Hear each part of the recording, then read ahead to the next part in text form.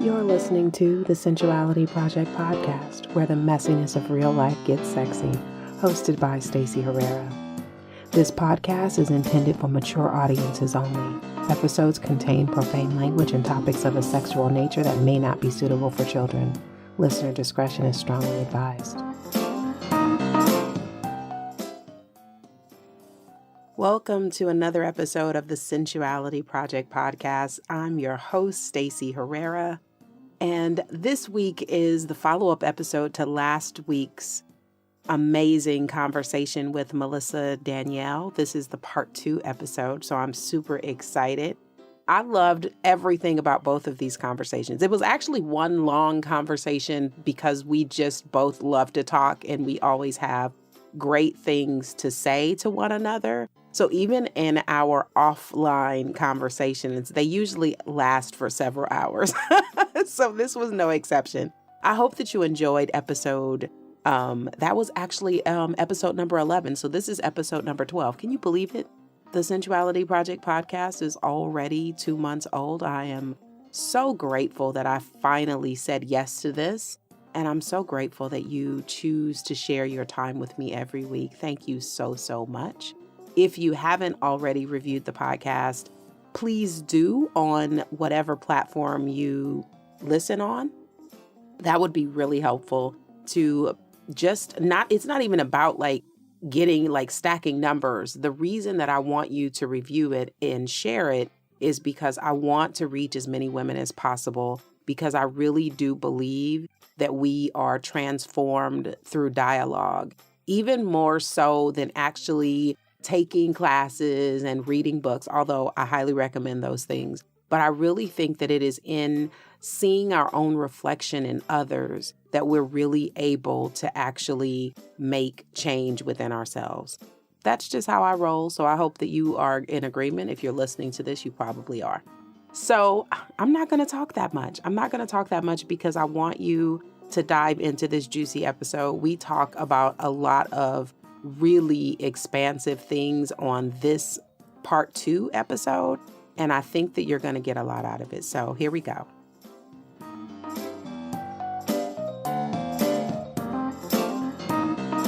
I always have amazing aha moments.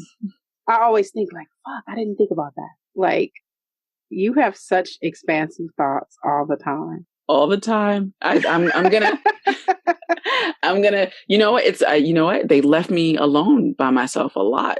I was my mother's only child. I spent a lot of time alone, a lot of time in books, a lot of time exploring things by myself. I don't believe that I'm the only one with these thoughts, but I do think that I'm probably the only one who says them out loud, who shares them. It more often. And so actually I'm trying to create the space for others who have similar thoughts to create a safe space for them to put them out there and see what happens. It's, well, I think so often, and I'm not an only child, but I'm a middle child who my best friends were books. I learned so much about everything. From reading it. I still do. I still love watching characters expand, and I can't tell you, just last night, same book I was reading, there was a part where one of the other characters says, nobody shows all of themselves to everyone. Right. And then I started thinking, and I texted a couple of my friends, and I'm like, have you ever met anyone that you wanted to show them all of you? Have you ever met anyone that you really felt like you wanted to expose everything about yourself to this person? And then I was like, does that level of trust exist? Because I can't think of a single person. So one of my friends, he's a guy, his response to that was, no, it's kind of scary because there's always the part of you that is worried about being liked and being accepted. And so then I sat with that for a minute and I said, I don't know if my resistance to revealing all of myself to someone is about being liked or acceptance. Part of it is about me wanting to keep something for myself. But the bigger part is I don't want to reveal anything that's tender to me and then you act like you don't give a fuck. I don't care if you accept me or don't like me anymore, because at least then you would have a reaction.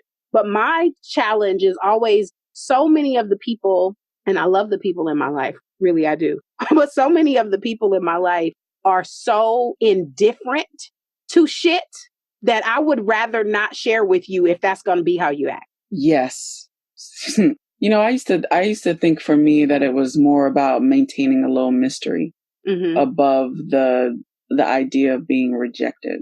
The woman, but the indifference piece is important. Yeah, she said the mystery part, that she's resistant to sharing because she likes to maintain the mystery also. And I think that definitely, I can see that, but my initial knee-jerk reaction was the indifference, that I'm like, I don't want, if something feels really tender for me and I allow myself to bear it to you, and then you just act like it's not, you don't give a fuck, that would gut me. Now you actually now have me thinking about if someone has been that vulnerable with me and I have not, and if I've not been present to that vulnerability, and if I responded in a way that they felt that could have been perceived as indifferent. I have done that to my daughter. I feel like my mom has done that to me. Yeah. Well, and my daughter's an only child just like you. So I have done that to her, and she has no qualms about pointing out to me when I've done such things. And so I've gotten a lot better about my presence as a result of my child saying, this, I don't need you to do this, or you did this when I said this. Like, she's really good about pointing it out. And it makes me really, really uncomfortable, of course. It makes me really uncomfortable, but I really want to be, because now she's a grown up and she is in an optional relationship with me. And I want it to be, wow, she's in an, it's not, and she always was in an optional relationship. She had no awareness of the option. I had never heard it framed that way. It's completely optional. And when I said that to her dad, he said, what do you mean? I said, she's in an optional relationship with you. And I said, that means that one day she could come home and say, you know what, Mom? I no longer want to be in a relationship with you. And there's nothing I could do about it. It's not like she's under 18 and by law, I have to still take care of her. Like, she's over 18 and now she can say, I don't want to be in a relationship with you. And so I'm so aware of that I want her to want to be in this relationship with me. And that makes me listen differently. And it makes me respect her boundaries. And when she says, I don't need you to be this for me, I'm like, okay. I mean, of course, I'm in an optional relationship with her too, but right. But I want it to be the kind of relationship that she wants to be in.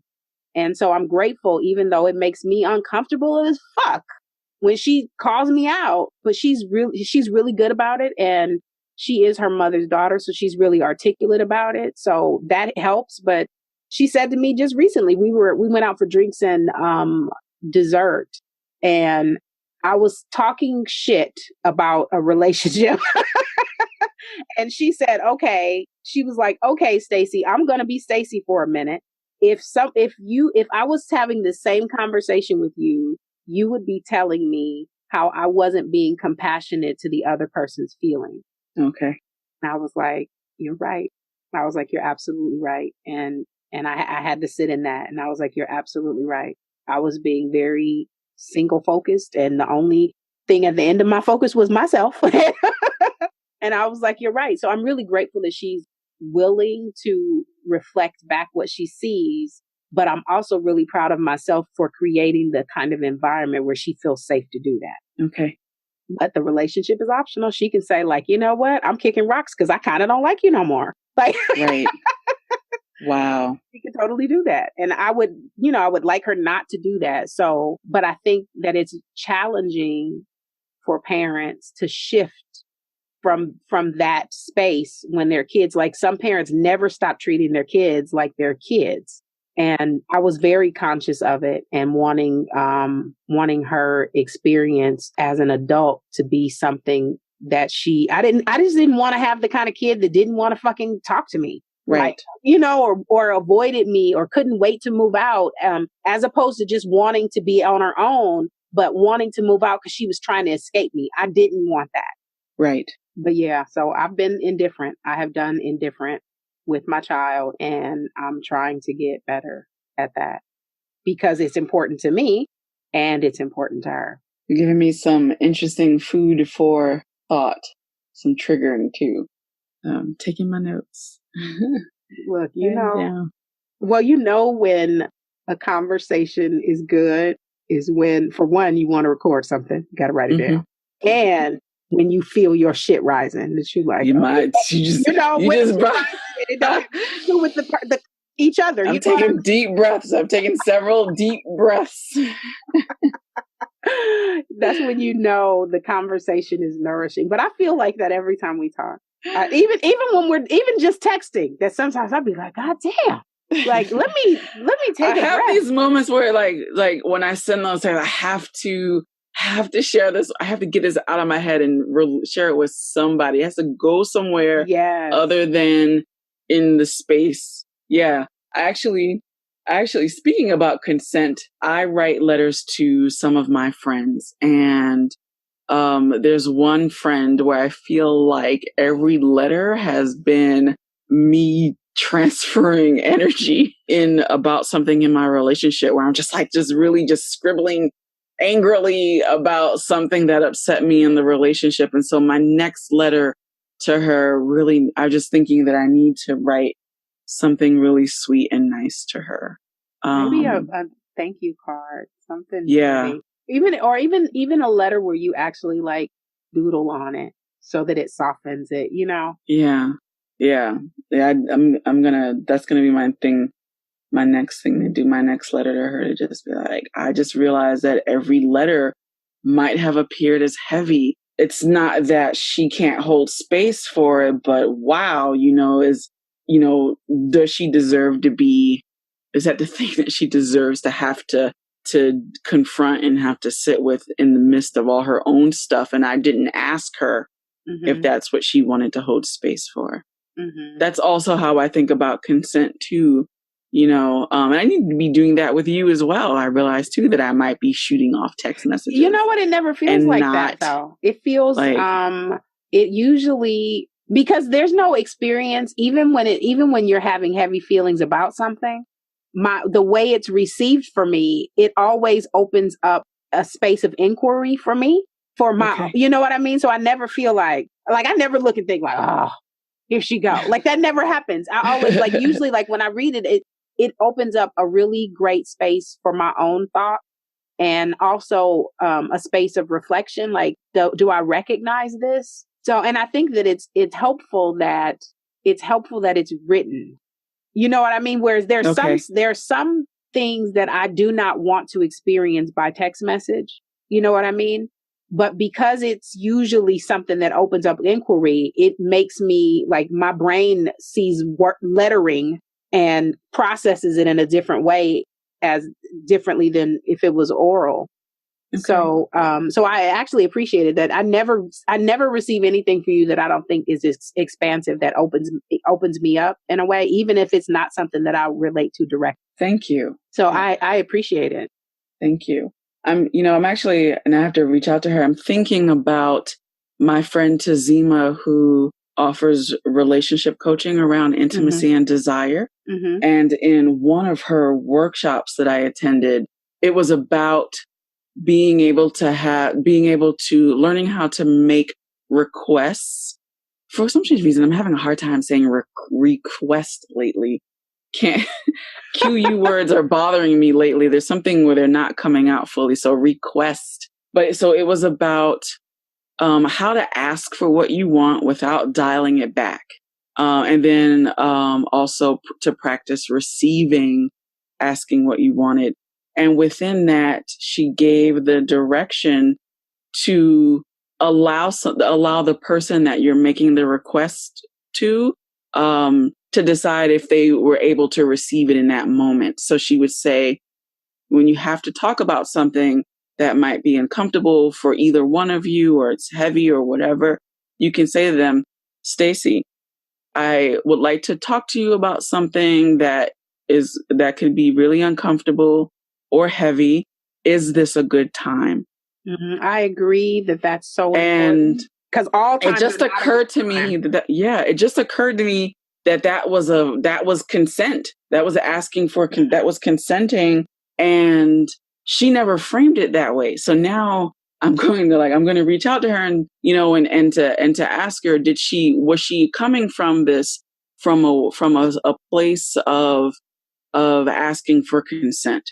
Mm-hmm. Because it's so interesting, because it's to me, it just feels on the same lines where you're in a relationship and you say, how it comes up when you say, we need to talk. Yeah. And then all of a sudden, like that, the other person is just like, what does that mean? And what am I supposed to do with that? And all that stuff that comes up. But really framing it and saying, I do have something to share with you that's really uncomfortable for me, or it could do XYZ to the relationship. Is this a good time? And then, that person can say, I don't have it doesn't really matter what it could be. It might not even be as serious. Sometimes we make things a lot bigger than what they actually are. But at least then in that moment, that person can say, well, you know what? Right now is not a really good time, but I'm going to be around tonight in a few hours, whatever. Let's talk about it then. And then that person, because then now you've given that person the space to set themselves up for how they want to show up into that conversation and to be accountable and responsible for their thinking and feeling. So I have to ask Tazima if she intended for that. Was that about consent for her or something else? And did she see that as asking for consent? Because that's what it feels like. You're not. Yeah. Well, and that leads me to the telephone and text messaging. Now, as a rule for me, I will not answer or take a call unless I have time to give the person my undivided attention. Okay. And so often, and I usually, especially if it's someone that I'm just becoming in relationship to, I tell them in the beginning, because I have had people get mad at me. I've even romantic partners where it's like, I called you yesterday and I'm like, I know I'm calling you back, because there are a handful of girlfriends that I will talk to while I'm making breakfast in the morning. Two, actually, only two. And then, and an occasional third. But that's usually I don't, because I'm busy, I won't talk. Every now and then I might have a conversation in the car, but that's very rare.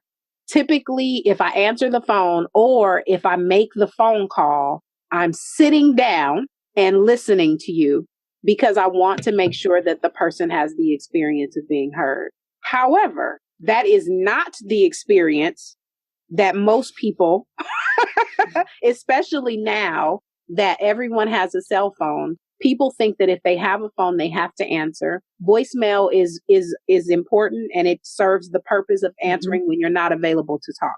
So I don't mind having a voicemail pickup, and I will not. And if it's not urgent, if it is, you probably will text me and say so.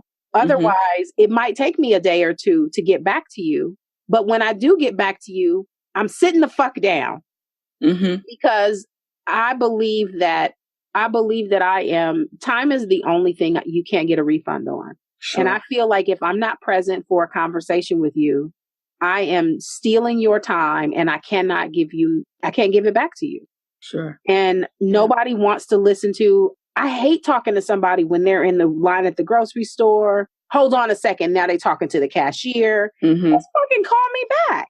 Do you think that is, if you answer the phone, are you then giving consent to the other person, whatever it is the fuck they're doing? So what's interesting about that is that's only triggering me for a few specific people, and not for everyone. So so there's two things. I'm not a really big fan of texting, to be honest, but I also am mindful of the fact that I like to talk. Well, and time zone wise, you're behind. And time zone, yeah, I'm 3 to 6 hours or longer because I do have some friends that are international. So some friends might actually be 12 hours behind. And so, and because of just my general nature, I get these downloads or these insights, right? And I'm just like, oh my God, I need to tell someone something like, where, who, and so in those moments, the text messaging suffices. But so that's interesting because there are two people in my life who I feel they're stuck in their stories, and those stories are heavy. And so my self-care is to not answer the phone or respond to their text messages right away if I feel like I cannot be present or hold space for them fully. And so I feel like that only comes up for those two people. Because I think that when especially like if I'm thinking about you and when I'm texting to you, if I'm texting you, it's not urgent. That's how I feel about it. Like, it's not urgent. If I really need to talk to someone, if I need to get talked off the ledge, I need to come to Jesus moment with someone, I will call them. And if they don't answer, if I know that that person reads text messages, I won't leave a message. I will actually just text and say, I need you to call me back. But that is a very interesting question. Now that we are in this space where you can send a text, you can WhatsApp, you can Facebook Messenger, everything. You can send an email. So I guess it's just for me, it's a matter of the sense of urgency. That said, though, if it's a relationship, if this is a business, if it's about a business transaction, I need to be on the phone. My boyfriend actually doesn't like being on the phone a whole lot. A lot of men feel like that. Yeah. So I will just send him really direct to the point text messages. Or if I do need to call him, it's because I really just cannot be waiting for you to text me back, or I need to make sure I've said this really clearly and I'm not doing this string of text messages back. Right. So like with him, I have learned to just be very direct with however I communicate with him, just really and because I'm wordy, right? So like I'm just like, okay, how do I say this in the most concise, straightforward way where I'm not, buffering this whole full on, like I'm setting up the story or the scene, it's just like get straight to the point. But, I think I feel like it depends. So, yeah. So, and I think maybe what it really comes down to is the agreement that you have with the person, spoken or unspoken. Yeah. So your previous actions are an agreement.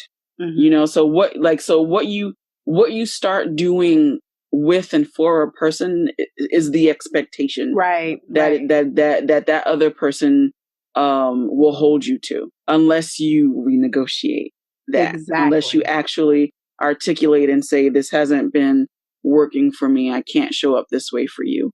So I would say, yes, when I answer the phone for those two people, that is I have given my consent to them. Yeah. So I don't answer the phone for them sometimes if I can't, in that moment, if I'm unable to really show up in that moment for them. Yeah. But I can also tell them that too. I'm not in a place right now to hold space for you. But I also hope that you will take care of yourself the best way you can. But that's a really good question. Really good point. And I have definitely, I have answered calls and been present and then have something change in the room and then have to say, like, you know what, can I call you back? Because I'm really not able to pay attention to you right now, but I want to. For one, it gives the other person, it makes them know that they're important to you and that what they're saying, that you want to actually listen to them. Now, I cannot say that I have a few people in my life that honor my time in the same way, but not most people don't. Right. And so I then become the person that says, like, okay, I see that you're busy. Like, we can talk later.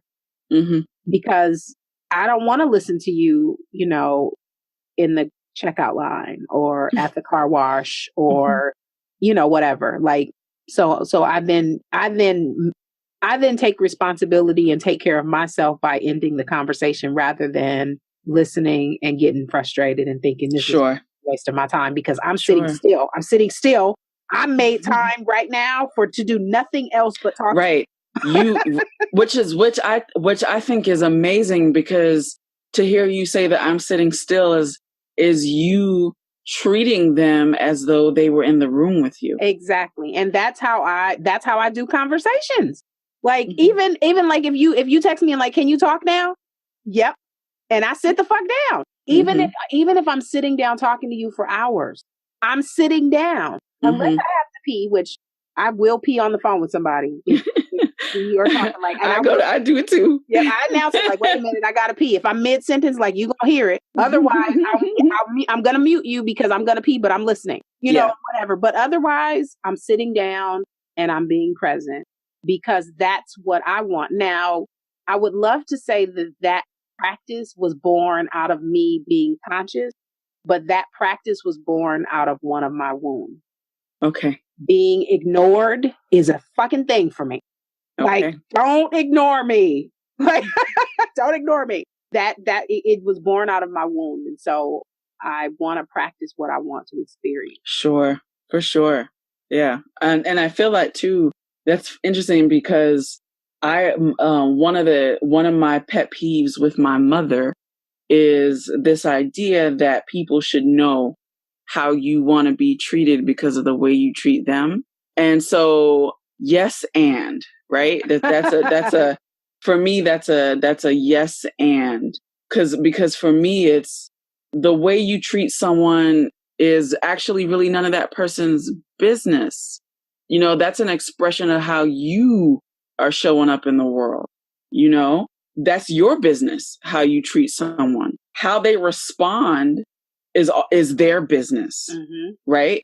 But how you want someone to treat you is your business, right. and that's what you share with them. You have to tell them this is the way that I want to be treated. Just because you're responsible for how you respond to their response, right? And so one of her biggest sources of frustration and suffering was that she never had what she felt was an equitable reciprocity. Those are my words, but like her relationships were, a lot of her relationships are transactional, but it was just never at a reciprocity that was equal to what she was putting out. Yeah. And it never occurred to her on the one hand that she was attracting people who did not have the capacity to return at the level that she was giving. And on the other hand, she wasn't articulating what she needed. And I totally get where you are coming from. My experience, your mom's experience has definitely been my experience. And I often, especially younger, felt like I wasn't having the reciprocity that I desired in relationships, romantic and otherwise. Feeling like no one's listening, no one's showing up, no one's blah, blah, blah. Like, that's why my trigger is like, if I share this with you and you don't give a fuck, I'm going to be mad. Right. That's why that's a thing. But now that I'm aware of it and, lately I've recognized that, and you can tell me if this is something that resonates with you. The relationships, romantic and otherwise, that I have the strongest attachment in are the ones that are attracted from the space of my womb. Whereas when I attract from a space of wholeness, I can fully embody myself and I can be fully present for the experience and I can feel all of my feelings without being tethered to the person. But when the attachment, when it's from my womb space, I'm like a fucking suction cup. Like, I'm just on it and and I'm very attached to the outcome. I'm very attached to their behavior. I'm very attached to the words they use and how they show up and all that stuff. Whereas when I'm attracted from a place of wholeness, even if they act the fuck up, I'm unattached. That's so okay. So what's interesting about that is, so my boyfriend has been doing things that I don't like, and I have been drawing lines. And well, actually, the other day he said something to the effect of, "How come you don't get frustrated by, some of the things I say or do?" And I looked at him and I said, "I don't get frustrated." And in that particular moment, I said, he was doing the laundry. He was doing his laundry. And I said, I don't get frustrated. And he laughed and I said, "Why are you doing your laundry?" And he said, "Because I'm not thankful." and so because he had been doing things and making these statements around the chores, around the way that the chores get handled. And I was like, wow, okay, somebody who likes to remind me that I'm not his mother, I'm going to remind him that I'm not his maid. So I told him, I said, because I know that it hadn't occurred to him that I hadn't done his laundry, I made sure to not have him to make sure that he, not to set him up, right? I'm not trying to set you up, but I'm just letting you know you need to do your laundry. I'm not doing your laundry for you. And it's just funny because just thinking about what we're attaching to in the wholeness, and now I'm thinking about it because in my wholeness, all the stuff that how he's been showing up, I'm finding that I'm not attaching to them. Like I'm not making it about me. I'm recognizing that, and this could be about a lot of things and, you can take from it whatever you want to, but he's not used to me, he, and I tell him too, like, you actually have no idea who I am. You still I am still new to you. You haven't begun, to get all of you. You're not in a place where you have all of me and how I might respond or react to a situation. And what's interesting here, and I would have that at situations at work too. Since I moved to Hawaii, I am very clear that I have tempered that the way that I could respond to a situation. And it's funny because some of us, especially the Black women that I talk to and commiserate with, we just be like, "Girl, you ain't even getting half right now of what the hell I could, like, the whoop ass that I could deliver on you right now." And your feelings are hurt. Your feelings are hurt. And I haven't even because you have not, because I'm not raising my voice. I'm not, and I'm a big girl, right? And so, as much as people love this voice when I can be in this relaxed state, you do not want to hear it when you have pissed me the fuck off, right? Yeah. And so, look, and you from New York, girl, right?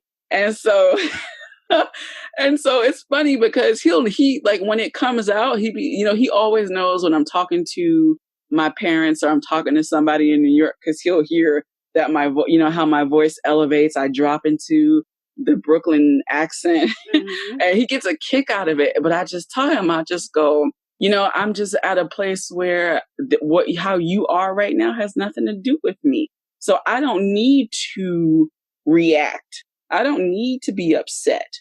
I don't need to be frustrated. But I know what you're not going to do, So I'm going to you do whatever you want to do, but I'm going to tell you what you're not going to do with me. So that's why you're doing your laundry right now, Because I'm not thankful. Right? I tried so hard not to laugh. I was just like, and I told my friend, I said, what I need a kid for? Because look at this right here. Like, I don't need no kids. I got this one right here. You want to have a baby? I'm like, oh, I don't need another. I don't need one. I got one. Like, yep. You get all of the bonus points for being able to cohabitate, because I just I've been saying to him too, at some point I'm going to need to have my own room. If you are looking at forever with me, you are going to have to adjust yourself, because I am going some way or another, I will be in my own room. And that has nothing to do with you. Yes. It's so make your adjustments, because it's coming. Mm-hmm. It is coming. Yeah. And even with monogamy, I'm just like, this is my last monogamous relationship. You know, when you told me that, that Mm-hmm. felt so empowering to me.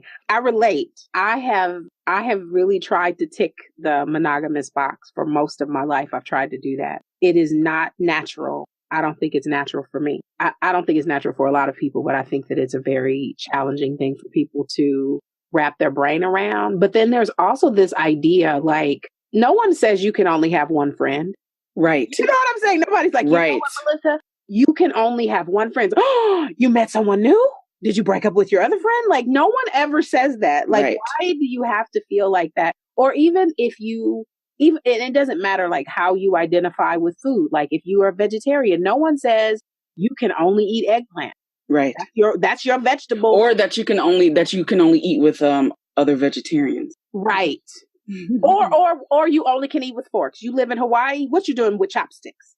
You know what I'm saying? Like, but we have this idea that we can only, and I'm not saying that there aren't people who gravitate naturally to monogamous behavior. Those people exist, but there's a lot of people that don't. And since we've decided that monogamy is the primary relationship style on the menu, you know, there are a lot of people that are trying to fit into that just don't naturally feel that way. And so there are two things about that for me. What's interesting is that because of our immaturity around sex and sexuality, that's why only monogamy can exist. But for me, it's not even about sex. It's really about my ability to be fully self-expressed. Yes. And so the fact, like, for me, and this is my experience now of, okay, this is my first time living with someone full time.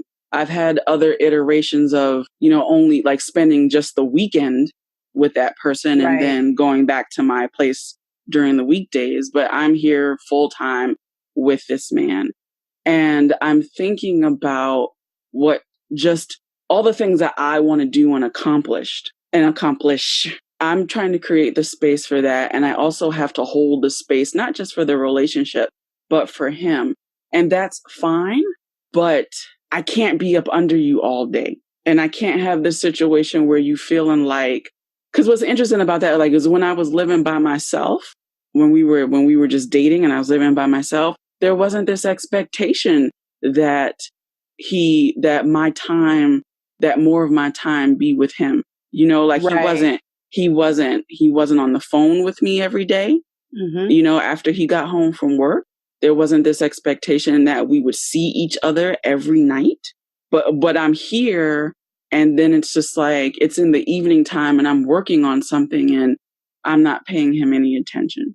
And it's just like, you're a grown ass man. It's a tall order. But I noticed that, and this might just be very specific to him, right? And there might be other relationships in which people don't have those expectations in their relationships, and that's fine.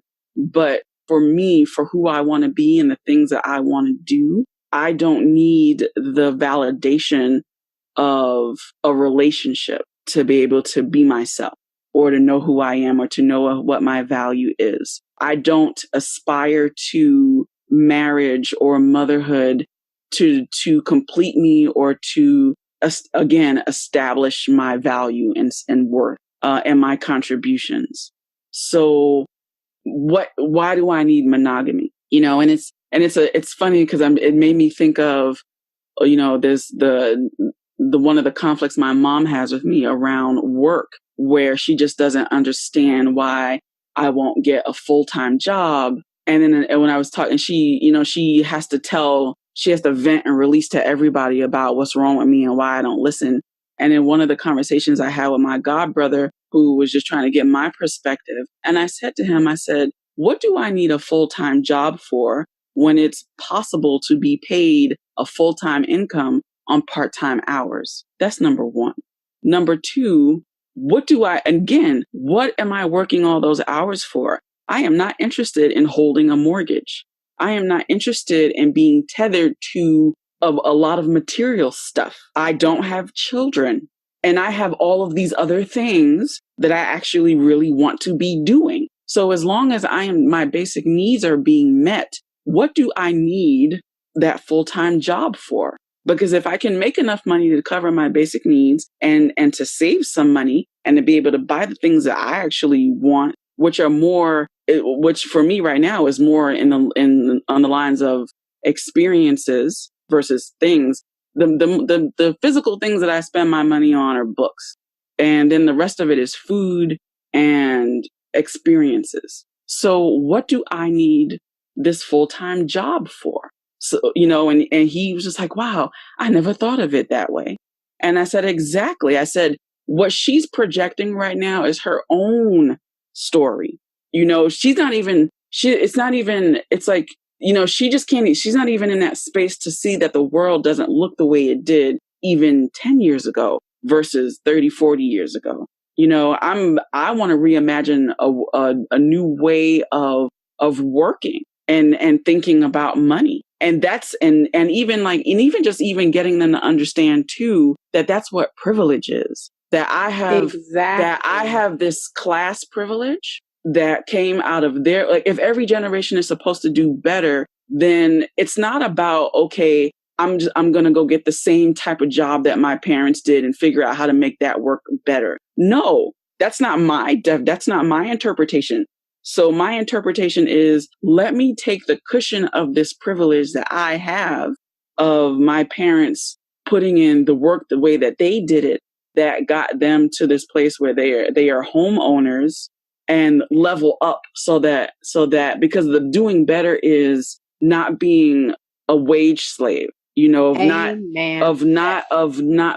because that's really what the better is because what true financial freedom is not having to worry about money, is not having to have your time controlled by someone else. And I agree wholeheartedly. And so for me, I will take not making as much money because I value my time more than I value that paycheck, because I can figure out how to get my basic needs met without having to give all of my, like I meet so many people who are working 40, 60, 100 hours a week to keep up with the things that they don't have time for because they're working. So what is the point of that? Exactly. So it's interesting. So yes. So for me, this is my last monogamous relationship, and everything else is connected to that. There are no single issues. I agree with you. You get my vote. You get my vote on all fronts. Like, I agree with the money. I'm older and well, you're just older than me by a few years, not even a whole lot. I mean, like now my daughters are grown up, and I haven't had the desire to have a mortgage either. And I do not have the desire to work, like a slave. Even for me, I don't want to work like a slave. Like, I'm not interested in working. At least not for anybody else. Yeah, I put in so many hours for my own projects. Right. And was underpaid. I'm not going to do that for anyone else. Exactly. And at least even if you do it for your own project and it doesn't, pay off monetarily, there is a spiritual payoff. There is a lesson. There's an expansion. There is always some kind of exchange that you get. Whereas it's not to say that you can't get those things working for someone else, but for some of us, it doesn't feel as worth it. Right. And there are people that have jobs that they love, and that's great. This is not a stab at those people, but for the people that have decided that there is another way, and there is, there is another way, I think that we should have the right. I wouldn't trade, even though this is 2017 has been grueling for me. Mm-hmm. Yeah, for sure. But I wouldn't trade a single moment, because this would have been a completely different experience if I was trading time for money in a different way. This will be grueling on a whole nother level, on an emotional level. It would be unfucking bearable. Whereas it really just doesn't feel that bad. I mean, I'm not saying that it's not tight. It is, and it's uncomfortable. But even in the discomfort, I am able to expand, because in the discomfort of working for myself, when something changes or shifts that makes me uncomfortable, and I know that there's a contraction, I am completely able to be fully aware that expansion is on the other side of this contraction. Yes. You know what? Whereas yes. when I've worked for someone and been in this position, I'm just feel like I'm contracting endlessly. Like now this is a cramp. You know what I mean? Oh, that's awesome. Yes. This is a cramp because I can't seem to you know how cramp, once it gets, it just keeps tightening. It's not trying to let up. And that's what it felt like when I worked for someone else and had a similar experience. Whereas in this, it's just like, okay, this is a contraction. And in order for me to grow, in order for me to be able to have a capacity for more, a contraction precedes expansion. But at a job, a contraction leads to a cramp. And I'm not interested in, I don't really enjoy cramps. And bananas are not my favorite thing. Bananas are not my favorite thing. I think whatsoever. You can eat sweet potatoes. You know what? I love sweet potatoes, and they are so good for so many things. In fact, I had a sweet potato for lunch today with butter and Parmesan on it. It was so heavenly. Yeah, I love, it's, look, you'll know this because I'm sure you have the same experience. The more grounded I am in my body, the more colors I need to see on my plate. Oh, wow. I love that. I know when I am grounded, because when I'm grounded, if I make something like, if I saute some kale and I only have like yellow bell pepper and I can't, and I'm like, this needs some red, I know I'm grounded when I need to see the colors. Whereas when I'm not grounded, and again, not operating from a place of wholeness, it could all be one color.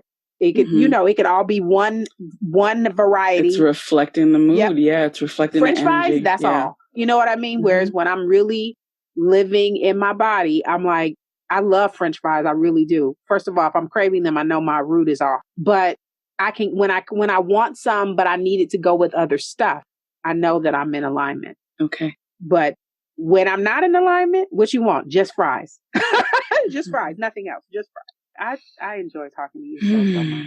Okay, I'm going to ask you 2 more questions before we go. Okay. This one is going to be a figure out what it is. This is normally a foreplay question, but we'll just call this aftercare. So I'm going to give you 3 clues and you tell me what the thing is. First clue, I can be popped on you at any time. Sometimes I'm oral. And last clue, you can't score unless you're responsive. What am I? What was the last clue again? You can't score unless you're responsive. I chose this one because you were talking about being responsive when we first started talking. You know what? For me, this is a very clitoral thing. The descriptions do sound very clitoral, but it's actually not sexual at all. That's funny. That's just that because that just got very personal for me. Give up. Tell me, I think I'm just getting stuck on the last one. Tell me to say that one more time. You can't score unless you're responsive.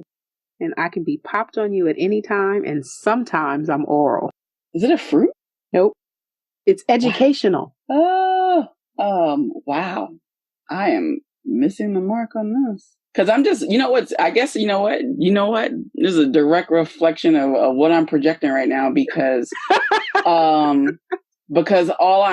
that's coming up for me is like fruit, juiciness, like orgasm. You see where my mind is at? That's the space that I operate in all the time. Because that's why I thought about fruit and things that would be expansive, and because something that, and then even thinking about the responsive part. Wow. Yes, you need to tell me what it is, because quiz. That is so funny. Oh my goodness. A quiz can be popped at any time. Sometimes a quiz is given orally, and if you don't respond, you can't score. That is so funny. There's a game that I play called 4 Words. Mm-hmm. And it does that. It does it'll just it would just say popped oral responsive, and then you'd have to figure out that it was quiz. Yeah, this is actually from the board game Dirty Minds. That is too funny. I love it.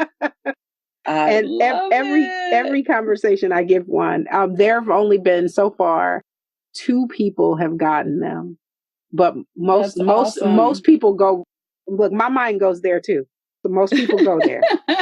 Well, yeah, that's where that's where all of my that's where my spark comes from. I am not mad at you. So last question. What is your favorite aftercare practice? Like, how do you like to be taken care of, or how do you like to caretake post-sex? Depending on if there's time, I'd love to just lay for a few minutes together. But we grown, right? So we always have the little towel that's specific to that moment. Yes. But if there's time, I like to take a shower together. And yeah, depending on what it is, because usually it's interesting. We went back to Hollywood. It's always the man saying, "Honey, can you go make me a sandwich?" Right? But I usually end up being the hungry one. So, I think a lot of women have that experience, especially if you're multi-orgasmic. It takes some energy expenditure to orgasm over and over and over and over again. Yeah. And so, I guess, just because it depends on the experience. There might be times where I just want to take a nap and it's the best sleep ever. There are times where I just want to hang out and be in it just for a little bit longer, light conversation. But definitely I like to take a shower, and I'll alternate between, I might start with a cold shower, but I'll alternate between hot and cold. And that's my way of grounding myself, bringing myself back and down. I often use colds, like I'll turn the temperature down in the shower as a reminder to keep my heart open, so that when I'm doing that, instead of clenching, which is the natural tendency, instead allowing my body to relax as a reminder for me to keep my heart open when I feel compelled to slam it in someone's face. Yes. Which is a tendency that it's definitely something that comes up for me regularly. And so I am constantly practicing keeping my heart open. Thank you. This has been so lovely. Thank you for sharing your time, your wisdom, for allowing yourself to be open, for sharing so vulnerably. Like, you inspire me all the time. Thank you. I really appreciate, our time together and how we've just connected over this. And even just, it's interesting because you're the only person that I have shared things about my relationship with that hasn't asked me what my exit strategy was. I did not feel like you were strategizing about leaving. Everyone, but it's interesting because everyone else is like, so that's another conversation for us to have in the future about relationships and commitment in this very swipe left, right world of there's something better, juicier, shinier, as opposed to just committing to what you have now and working on that. You have been, I think it's just been, because my own natural instinct would be to just leave, not for someone else, but just to leave. And it's been, just holding the space and reminding me of my purpose and reminding me of the work has been really, really helpful for me. I think that's also probably how I also reminded to be less attached and less reactive, because your responses just have been so grounding. Well, I thank you so much. Yes. I did not realize. Yeah. Well, I think that I've never, even when you've been frustrated, I've never heard you sound like you were ready to go.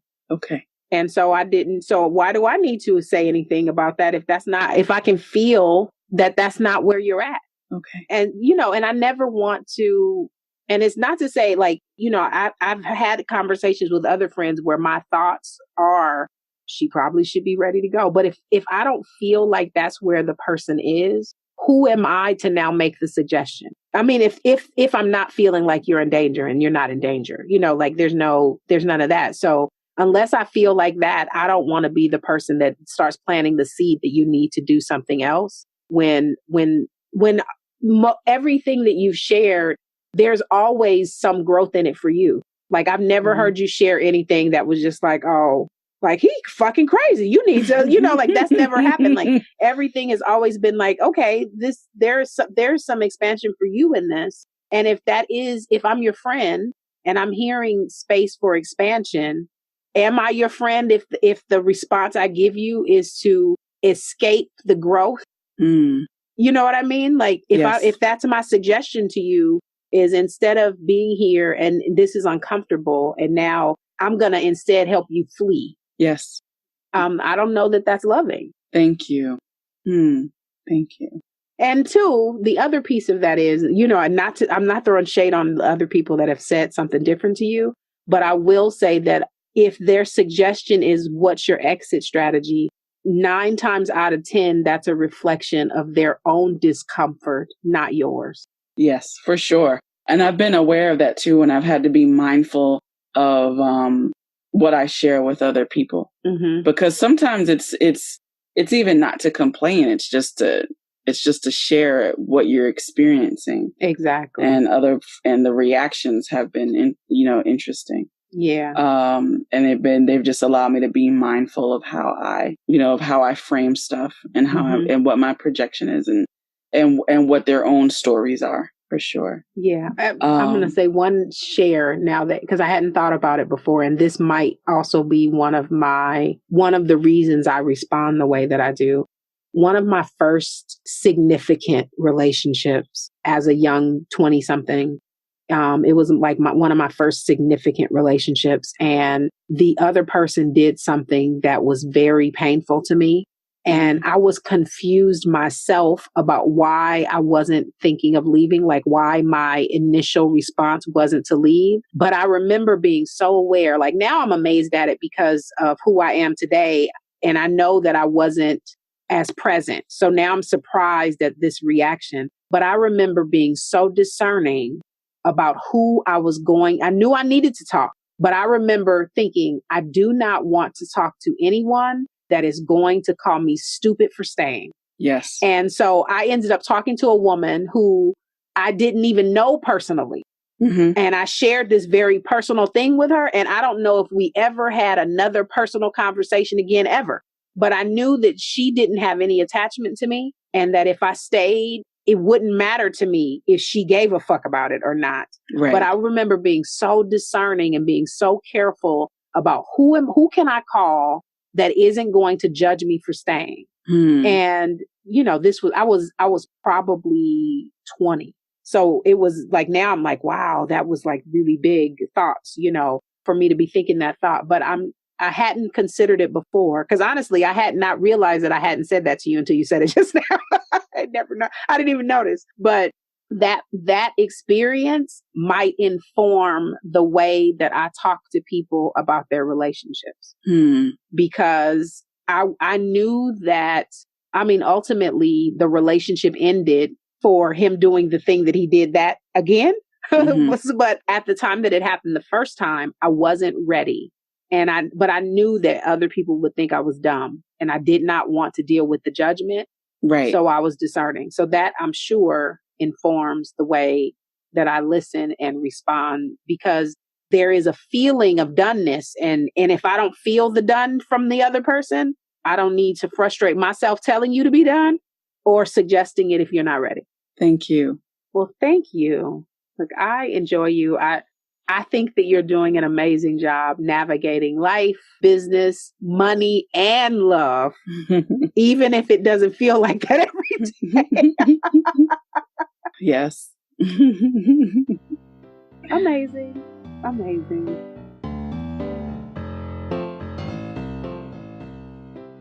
The Sensuality Project is produced, edited, and hosted by me, Music by bensound.com. The Sensuality Project podcast is a production of stacyherrera.com.